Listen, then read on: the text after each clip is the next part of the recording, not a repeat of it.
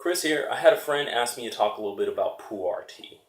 Pu-erh tea is not entirely well known in the US and some other places in the West. It's one of my favorite teas, but it's one of those teas that actually is kind of weird and different compared to other tea. If you're used to just bag tea or if you've seen like green tea that's loose leaf. The big thing is that Pu-erh tea is a compressed cake very often. Most of the time it is in a circular or square block, and it was designed to make it easy for trade. You could stack them very easy. They were more resistant to all the issues of transport, and it made it easier to trade them along the Silk Road and to other countries. And they kind of became a regular for tea in a lot of ways. Um, they're basically going to be a compressed circle or square, um, usually flat, but they come in all kinds of shapes, and I'll show you some of those in a bit.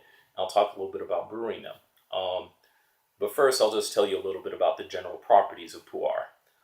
Pu-erh is a very heavy tea, is very dark and very strong. It'll have a lot of caffeine. So this is both a good and a bad thing depending on whether you feel you need caffeine or for whatever reason you don't need caffeine. Um, Pu-erh is also very resistant to, it doesn't turn bitter, it doesn't turn tannic. If you put in very hot water and leave it too long, then it just gets really, really strong, but it doesn't get bitter. The one exception being a green Pu-erh I had found, but that's like a weird exception. Most of them are just going to be, it's just going to get stronger. It's not going to get sour. So with that in mind, it is a good tea if if you want to learn how to do loose leaf teas and you're worried that you're going to burn everything. Pu-erh is a good option for that. Pu-erhs are also good to brew multiple times. They're typically good for 5 to 10 brews, so you can get a lot of value for your money from that. There was a fad a few years ago with Pu-erh teas where they tried to sell them the same way they sell every tea when it becomes popular. Whenever they want to make a particular type of tea popular, it causes you to lose weight, it helps against cancer, it has anti-aging effect. Like, there's a usual set of claims that they make every time they want to make a new type of tea, the popular tea. I find that's usually really dubious. There has been tons and tons of research into types of tea, and almost always it comes up, well, there's these mild beneficial effects for every type of tea, but nothing so major as to be like, you need to start drinking it right now. Drink the tea because you like the taste of the tea. Um, don't drink the tea because you think it's going to, cure cancer. I mean, I drink tea. I was doing tons and tons of physical martial arts and, qigong and acupressure and all kinds of really health-related things. I still got cancer. So, who knows? But with that said, the one thing that I can say Pu-erh does pretty reliably is that we'll break up oily or fatty food. So if you're eating something that's very heavy like that, it's a good tea to go with it. So with all that said, I'll show you a little bit of some of the shapes and types, and then I'll show you a little bit of how to brew it. And, try out a new tea and see if you like it. So let's talk about shapes of Pu-erh. The most common shape is the flat cake. The round flat cake is pretty common. Sometimes you find them in a square rectangle shape, and pretty much you just, break off chunks. I've got a chunk broken off here. Let's see, you can see a little bear there against the camera. So you break off a chunk, you throw it into your gaiwan or into your teapot, and you go ahead and brew it. And these were originally created as a way to make tea easier to trade. We were trading stuff along the Silk Road, basically having nice stackable flat dry cakes that are not as susceptible to the issues of temperature or moisture. I mean, these still are, but the fact is they're not as much as other teas. And so that made these pretty nice. You could store them over long periods of time. Most Pu-erhs are going to be aged between 3 to 5 years that you can see on the market. You can always get really ridiculous expensive ones that are like 20 or 30 years old. But to keep them generally beyond 3 to 5 years, you're going to want to have much better storage options. But most common thing is going to be something like this. Now, all kinds of shapes here. So this actually is a really interesting, it's a green Pu-erh. This is pretty rare.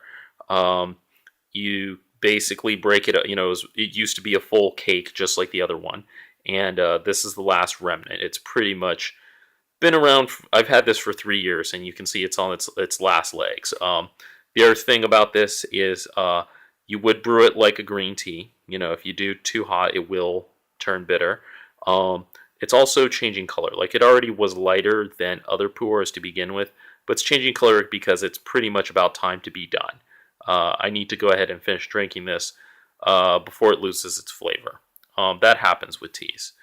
This is a loose leaf Pu-erh. Loose leaf Pu-erhs you can find at a lot of tea shops. You can find them at fancy grocery stores. Loose leaf Pu-erhs are usually pretty decent. They tend to be more expensive, but usually get pretty decent quality. I'm not going to say every time, but generally, because the loose leaf is harder to store, doesn't have quite the fanciness of a cake shape. Usually at that point, people are just in it for the taste. Someone donated this to a friend, and the friend donated to me, and it's basically a mushroom-shaped Pu-erh. You can get all kinds of shapes, but the mushroom shape is a little unusual, and it unfortunately, and you can see that it's not. I didn't drink a lot of it, and that's because it actually just doesn't have a lot of flavor. This is the other side of Pu-erhs, that you can end up. People tend to sell it and don't. They know they can get a good price for it because a lot of people don't know what Pu-erh should taste like, and they don't know what they're buying, and so they get hustled.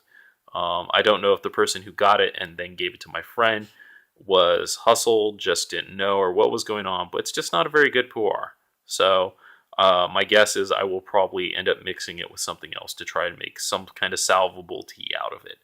But as you can see, you get flat cakes, you get sometimes the cakes are square, and then of course you get all kinds of other options with it. Shape doesn't really affect the taste, so don't necessarily get sold on the shape. Just understand it's a different way of storing it. So let's talk about brewing Pu-erh. Brewing Pu-erh is pretty easy. It's actually one of the easier teas to deal with. Pu-erh wants you to have water that's hot. It should be almost boiling. Almost boiling is a good place to start. You can still see a bunch of steam coming out of this. It will not die on you if you actually take it to boiling. You just lose some of the flavor in your water. So hot is good. You want to break off a chunk, like I said, maybe about a quarter up to a $50 size. You want to brew it in something that is tall and deep. My Gaiwan here works well for that, as opposed to a wider tea kettle or something like that. You want to be deep. When you first brew it, you throw the chunk in, you give it a quick little bit of water, you swish it around, you empty it out. That basically wakens the tea leaves. It helps you get the process started and gets any sort of tea dust, the crumbles off of it. You can take a good sniff of it, pass it around to your friends to smell it. The first time you do this, it's going to probably smell like soil or earth. That may be how it smells. That should not be how it tastes. So just be mindful. It may smell like wet dirt. That may not be the thing to share with your friends if you're trying to get them to try a tea for the first time. They're like, why are you giving me dirt water? Just go ahead, empty it out, brew it, and then let them taste it. That's the better thing. So after you've done your initial sort of wash of it, go ahead and pour your water in, and you can pretty much let it sit for a while. Because it will be in one big chunk, you may want to go ahead and brush it give it a little bit of movement to help break it up. And you can let it sit there anywhere from 30 seconds to a couple of minutes. This is the other thing. Pu-erh is pretty resistant to, it doesn't overbrew. It doesn't turn bitter. The one exception being this weird green Pu-erh I had found. But everything else, it just gets stronger, which is not to say it can't be too strong to where you're like, okay, that is too much for me. But it will not turn bitter on you. And that's part of the reason Pu-erh can be brewed, 5 up to 10 times even before you start losing flavor. So I've got a cup here that I brewed before. You can see it's a very dark brown. You can get all the way to black. It goes from sort of a medium amber brown to dark brown to black, depending on how strong you want to make it. And Pu-erh, it's very, very tasty, very good in a cold weather. It's got this nice, strong bracing feeling for you, and it, ends up becoming cheap. Like, it is expensive to buy the brick, 20 to 40 bucks, but then that brick will last you 6 months to a year or two, depending on how often you have tea. And every time you break it out, you can brew it a bunch of times. So, Pu-erh is one of my favorites. It goes good with a lot of foods, and I think it's one of those things that, like a lot of things, ends up getting into a fad and people don't really know about, and they just try it out. And either they got themselves dirt tasting Pu-erh, which was bad, or they got fish tasting Pu-erh, or maybe they just thought, well, hey, it's the trend, and it'll make me skinny or whatever. But try it because you like it. They do occasionally sell very small ones that are basically designed for one set of brewing. One set of like brewing as opposed to a whole brick. That might be a good way to start. You can get sometimes little small ones like that. Those are like 10 or 15 bucks. That's a good way to start. You can also find loose leaf ones in canisters. Sometimes you find them in like some of the fancy and bougie grocery stores. So those are also options. So a lot of different ways to get into Pu-erhs. Don't start at the $300 end. I still have not had $300 Pu-erh.